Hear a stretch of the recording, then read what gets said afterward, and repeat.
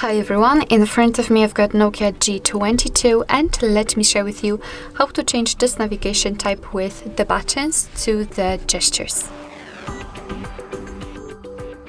So first of all we have to find and open the settings and then scroll down to the very bottom to find the system. Now let's tap on gestures and enter system navigation.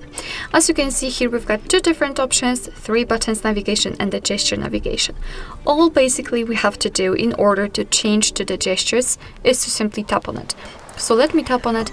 As you can see, instead the 3 buttons, we've got this line which is responsible for particular actions. What is more, here we've got the animation of how to use the gestures. For some reason this device did not provide you with a tutorial of how to use the gestures, but no worries, I'll explain it later on. I will explain everything because I know that this animation may be a little bit maybe confusing or not enough to understand the gestures.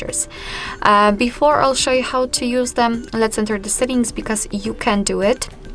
And here we can manage the digital assistant and back sensitivity. However, I highly recommend to get back to this back sensitivity section options later on. So for example, after a week of using the gestures, because then you will be able to simply decide whether you want the sensitivity to be higher or lower. So basically you will be able to change the area of this sensitivity, of this back sensitivity basically. Alright, so let's go to the tutorial of how to use the gestures. If you want to get back to the previous page, just like by using the back button, you have to swipe your finger from the side to the center of your device, just like that, until you will see this arrow. And after releasing the finger, you will simply go back. It doesn't really matter from which side because it works the same, as you can see. If you want to go back directly to the home page, all you have to do is to swipe your finger from the bottom to the center of your device.